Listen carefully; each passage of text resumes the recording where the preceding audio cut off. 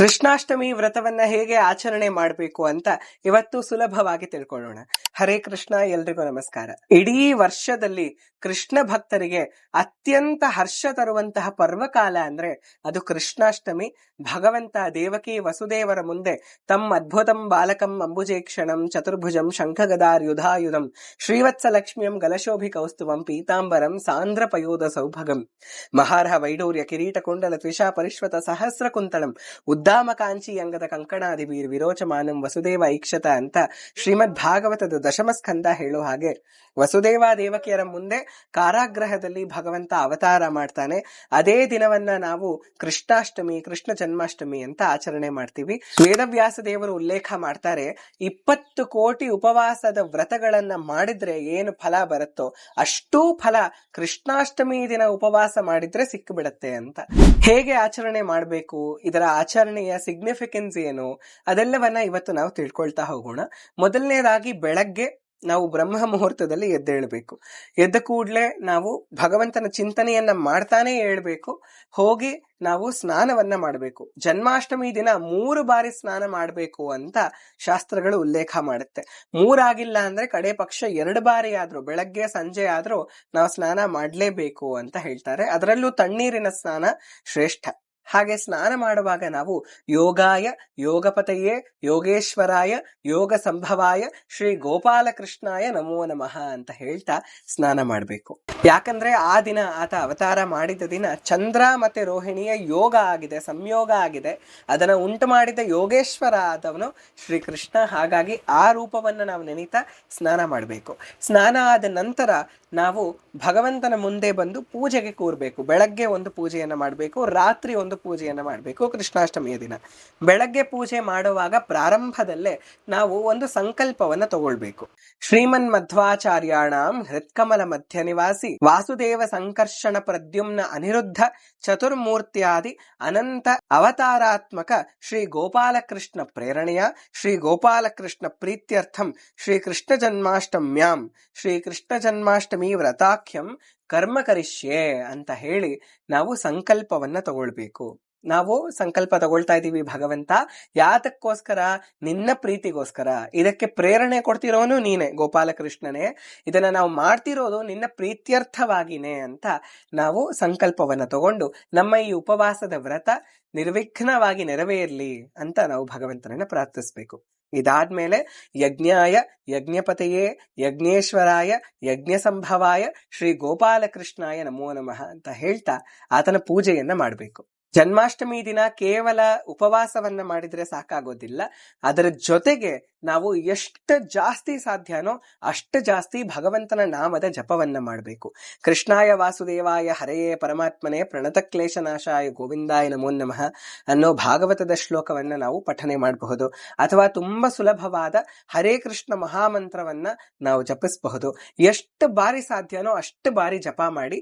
ಯಾಕಂದ್ರೆ ಇಡೀ ದಿನ ನಾವು ಆತನ ಸ್ಮರಣೆಯಲ್ಲೇ ಇರಬೇಕು. ಇದರ ಜೊತೆಗೆ ತುಂಬಾ ಮುಖ್ಯವಾಗಿ ನಾವು ಆತನ ಕಥಾ ಶ್ರವಣವನ್ನ ಮಾಡಬೇಕು. ಯಾಕಂದ್ರೆ ನಾವು ಮಂತ್ರಗಳನ್ನ ಸ್ತೋತ್ರಗಳನ್ನ ಹೇಳಿದಾಗ ಆತನ ಜೊತೆ ಕನೆಕ್ಷನ್ ಅನ್ನ ಫೀಲ್ ಮಾಡ್ತೀವಿ. ಆದ್ರೆ ಯಾವಾಗ ಆತನ ಕಥಾ ಶ್ರವಣವನ್ನ ಮಾಡ್ತೀವೋ ಅವಾಗ ನಿಜವಾಗಿ ನಮ್ಮ ಮನಸ್ಸು ಅವನ ಪಾದಕಮಲಗಳಲ್ಲಿ ನೆಲೆಸತ್ತೆ. ಜೊತೆಗೆ ನಮ್ಮಲ್ಲಿ ಆತನಿಗೋಸ್ಕರ ಪ್ರೀತಿ ಹುಟ್ಟತ್ತೆ. ಹಾಗಾಗಿ ಸ್ಪೆಷಲ್ ಆಗಿ ಶ್ರೀಮದ್ ಭಾಗವತದ ದಶಮಸ್ಕಂದದ ಕಥೆಯನ್ನ ಶ್ರವಣ ಮಾಡಿದ್ರೆ ಅದಿನ್ನೂ ಒಳ್ಳೇದು. ಯಾಕಂದ್ರೆ ದಶಮಸ್ಕಂದ ಸಂಪೂರ್ಣವಾಗಿ ಕೃಷ್ಣ ಕಥೆಯೇ ಇರೋದು. ಅದರಲ್ಲೂ ದಶಮಸ್ಕಂದದ 3ನೇ ಅಧ್ಯಾಯದಲ್ಲಿ 9-10 ಶ್ಲೋಕಗಳು ಕೃಷ್ಣನ ವರ್ಣನೆಯನ್ನ ಕೊಡುತ್ತೆ. ಕೃಷ್ಣ ಹೇಗೆ ಅವತಾರ ಮಾಡಿದ ಅನ್ನೋ ವರ್ಣನೆಯನ್ನ ಕೊಡುತ್ತೆ.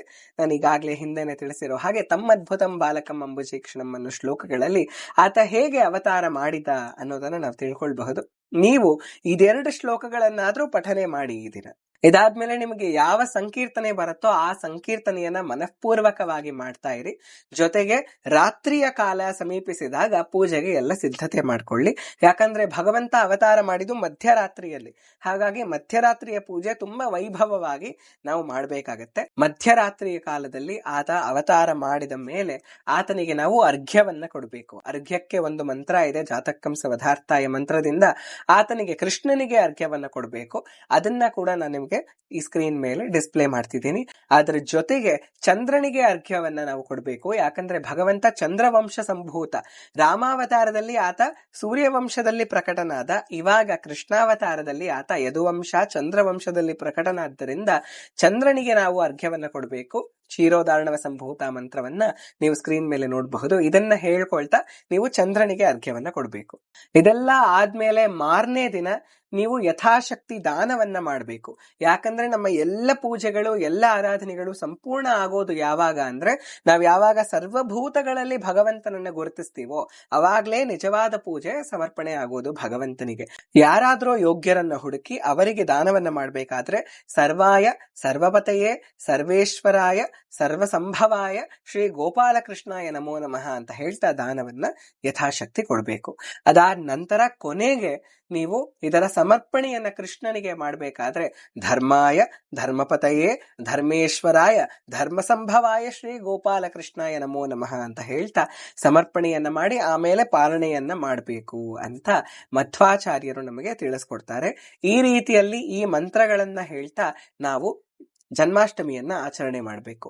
ಆದ್ರೆ ಜನ್ಮಾಷ್ಟಮಿ ಅಂದ್ರೆ ಕೇವಲ ಮಂತ್ರಗಳು ಪೂಜೆ ಆರಾಧನೆ ಅಷ್ಟೇ ಅಂತ ಅನ್ಕೊಳ್ಬೇಡಿ. ನಾವೆಲ್ಲರೂ ದೇವಕಿ ಆಗ್ಬೇಕು ಅವತ್ತು. ಹೇಗೆ ಭಗವಂತ ದೇವಕಿಗೆ ವಸುದೇವನಿಗೆ ಪ್ರಕಟನಾದ್ನೋ ಹಾಗೆ ನಾವೆಲ್ಲರೂ ದೇವಕಿ ಆಗ್ಬೇಕು. ಏನು ದೇವಕಿ ಆಗೋದು ಅಂದ್ರೆ ಅರ್ಥ ಅಂದ್ರೆ ಇದರಲ್ಲೊಂದು ತುಂಬಾ ಗೂಢ ಅರ್ಥ ಇದೆ. ನಮ್ಮ ಗುರುಗಳು ಇದನ್ನ ನನಗೆ ತಿಳಿಸ್ಕೊಟ್ಟಿದ್ರು. ಏನಿದ್ರ ಅರ್ಥ ಅಂದ್ರೆ ನಾವು ನಮ್ಮ ಕೀಯನ್ನ ಎಲ್ಲಿ ಇಟ್ಟಿರ್ತೀವಿ ಅದರ ಆಧಾರದ ಮೇಲೆ ನಮಗೊಂದು ಹೆಸರು ಬರುತ್ತೆ. ನಾವ್ ಏನಂತ ಕರೆಸ್ಕೊಳ್ತೀವಿ ಅನ್ನೋದು ನಿರ್ಧಾರ ಆಗುತ್ತೆ. ನಾವೆಲ್ಲರೂ ಸಾಮಾನ್ಯವಾಗಿ ನಮ್ಮ ಕೀಯನ್ನ ಮನಸ್ಸಿನಲ್ಲಿ ಇಟ್ಟಿರ್ತೀವಿ. ಮನಸ್ಸಿನಲ್ಲಿ ಕೀ ಇಟ್ಟಿದ್ರೆ ಮಂಕಿ ಅಂತ ಕರೆಸ್ಕೊಳ್ತೀವಿ. ಇನ್ನು ಒಂದಷ್ಟು ಜನ ತಾವು ಡಾನ್ ಆಗೋದ್ರಲ್ಲೇ ತಮ್ಮ ಕೀಯನ್ನ ಇಟ್ಟಿರ್ತಾರೆ. ಅಂದ್ರೆ ತಾವು ಡಾನ್ ಆಗೋದಕ್ಕೆ ಎಲ್ಲ ಮಾಡ್ತಿರ್ತಾರೆ. ಅವರನ್ನ ಡಾಂಕಿ ಅಂತ ಕರೀತಾರೆ. ಆದ್ರೆ ಯಾವಾಗ ನಾವು ನಮ್ಮ ಕೀಯನ್ನ ದೇವರಲ್ಲೇ ನೆಲೆಸ್ತೀವೋ, ಪರಮಪುರುಷ ಭಗವಂತ ದೇವದೇವೋತ್ತಮನಾದ ಸರ್ವೋತ್ತಮನಾದ ಹರಿಯ ಪಾದಗಳಲ್ಲಿ ನಾವ್ಯಾವಾಗ ನಮ್ಮ ಕೀಯನ್ನ ನೆಲೆಸ್ತೀವೋ ಅವಾಗ ನಾವು ದೇವಕಿ ಆಗ್ತೀವಿ. ಅದೇ ಕಾರಣಕ್ಕೆ ನಾವು ಉಪವಾಸವನ್ನ ಕೂಡ ಮಾಡೋದು. ಯಾವಾಗ್ಲೂ ಕೂಡ ನಮ್ಮ ಮನಸ್ಸು ಆಹಾರ ನಿದ್ರಾ ಭಯ ಮೈಥುನದಲ್ಲೇ ತೊಡಗ್ಬಿಟ್ಟಿರತ್ತೆ. ನಮ್ಮ ಕೀ ಅದ್ರಲ್ಲೇ ಇರುತ್ತೆ. ಆದ್ರೆ ಈ ದಿನ ಆದ್ರೂ ಸರಿ ನಾವು ಆ ಕೀಯನ್ನ ಅಲ್ಲಿಂದ ತಗೊಂಡು ದೇವರಲ್ಲಿ ನೆಲೆಸಿ ದೇವಕಿ ಆಗ್ಬೇಕು ಅಂತ ಶಾಸ್ತ್ರಗಳು ನಮಗೆ ಗಾಢ ಅರ್ಥವನ್ನ ಗೂಢವಾಗಿ ಕೊಡುತ್ತೆ. ಇನ್ನು ಕೃಷ್ಣ ಅವತಾರ ಮಾಡಿದ್ದು 8ನೇ ಮಗುವಾಗಿ. ಆದ್ರೆ ಕೃಷ್ಣ ಅವತಾರ ಮಾಡೋದಕ್ಕೆ ಮುಂಚೆ 7ನೇ ಮಗು ದೇವಕಿ ಗರ್ಭದಿಂದ ರೋಹಿಣಿ ಮಾತೆ ಗರ್ಭಕ್ಕೆ ಹೋಯ್ತು. ಯೋಗಮಾಯೆ ಇಲ್ಲಿಂದ ಸೆಳೆದು ಅಲ್ಲಿಗೆ ಟ್ರಾನ್ಸ್ಫರ್ ಮಾಡಿದ್ಲು. ಆ ಮಗುವೇ ಸಂಕರ್ಷಣ, ಅನಂತ ಅಂದ್ರೆ ಬಲರಾಮ, ಬಲಭದ್ರ. 8ನೇ ಮಗು ಶ್ರೀಕೃಷ್ಣ. ಇವರಿಬ್ಬರಿಗೆ ಮುಂಚೆ 6 ಮಕ್ಕಳನ್ನ ಕಂಸ ಕೊಂದಿದ್ದ. ಮೊದಲು ಕಂಸನಿಗೆ ವಸುದೇವ ತಗೊಂಡು ಮಗುವನ್ನ ಕೊಟ್ಟಾಗ, ಮೊದಲನೇ ಮಗುವನ್ನ ಕೀರ್ತಿಮಾನ್ ಅಂತ ಆ ಮಗುವಿನ ಹೆಸರು, ಆ ಮೊದಲನೇ ಮಗು ಕೀರ್ತಿಮಾನನ್ನ ಕೊಟ್ಟಾಗ ಕಂಸ, ಅಯ್ಯೋ 8ನೇ ಮಗು ತಾನೇ ನನ್ನನ್ನ ಕೊಲ್ಲೋದು, ಈ ಮಗುವಿಂದ ನನಗೇನ ತಾಪತ್ರಯ ಇಲ್ಲ, ಆಪತ್ತಿಲ್ಲ, ಹಾಗಾಗಿ ಇದನ್ನ ನೀನ್ ತಗೊಳ್ಬಹುದು ಅಂತ ಹೇಳ್ಬಿಡ್ತಾನೆ. ಆದ್ರೆ ನಾರದ ಮುನಿಗಳು ಬಂದು ಹೇಗೆ ಭಗವಂತ ಪ್ರತಿ ಬಾರಿ ಅವತರಿಸಿ ರಾಕ್ಷಸರ ಸಂಹಾರವನ್ನ ಮಾಡಿದ ಅಂತ ಹೇಳಿಬಿಟ್ಟು ಹೋಗ್ತಾರೆ. ಅದರಿಂದ ಆತನ ತಲೆಯಲ್ಲಿ ಹುಳ ಬಿದ್ದು ಬಿಡುತ್ತೆ. ಅವಾಗ ಆತ ಅನ್ಕೊಳ್ತಾನೆ, 7 ಮಕ್ಕಳು ಸೇರಿ 8ನೇ ಮಗು ಜೊತೆ ನನ್ನ ಸಂಹಾರ ಮಾಡಬಾರ್ದು ಅಂತ ಏನ್ ಗ್ಯಾರಂಟಿ?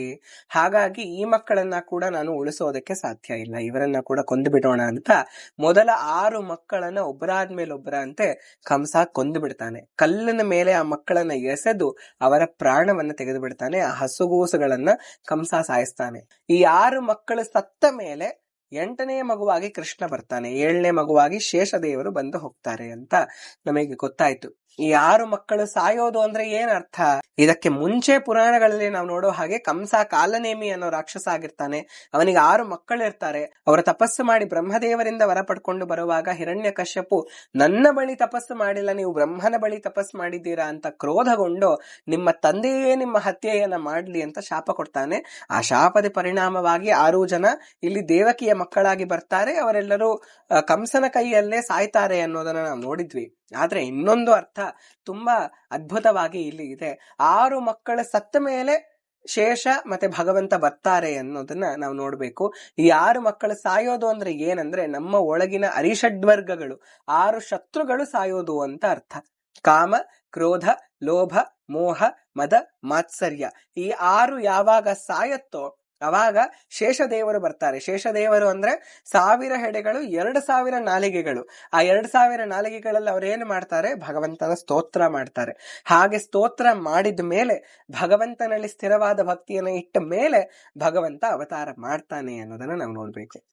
ಹಾಗಾಗಿ ನಮ್ಮಲ್ಲಿ ಕೂಡ ನಾವು ಈ ಅರಿಷಡ್ವರ್ಗಗಳನ್ನ ಕೊಂದು ಭಗವಂತನ ಸ್ತೋತ್ರವನ್ನ ಮಾಡಿ ಆತನ ಅವತಾರ ನಮ್ಮ ಹೃತ್ಕಮಲದಲ್ಲೇ ಆಗ್ಲಿ ಅಂತ ನಾವು ಆತನನ್ನ ಪ್ರಾರ್ಥನೆ ಮಾಡ್ಬೇಕು. ಹೇಗೆ ನೀನು ದೇವಕಿ ವಸುದೇವರ ಮುಂದೆ ಕಾಣಿಸ್ಕೊಂಡ್ಯೋ ಹಾಗೆ ನನಗೂ ಕಾಣಿಸ್ಕೋ ಕೃಷ್ಣ, ನಿನ್ನಿಂದ ನನಗೇನೂ ಬೇಡ ಕೃಷ್ಣ, ನನಗ್ ನೀನೇ ಬೇಕು ಕೃಷ್ಣ, ನೀ ಬೇಗನೆ ಬಾರು ಅಂತ ನಾವು ಈ ದಿನ ಆತನನ್ನ ಕರಿಬೇಕು. ಹೀಗೆ ಪ್ರತಿದಿನ ಪ್ರತಿ ಕ್ಷಣ ಕೃಷ್ಣನನ್ನ ನಮ್ಮ ಹೃದಯದಲ್ಲಿ ಸಿಂಹಾಸನದ ಮೇಲೆ ಕುಳ್ಳಿರಿಸಿ ಆತನ ಸ್ಮರಣೆಯನ್ನ ಸದಾ ನಾವೆಲ್ಲರೂ ಮಾಡ್ತಾ ಇರೋಣ.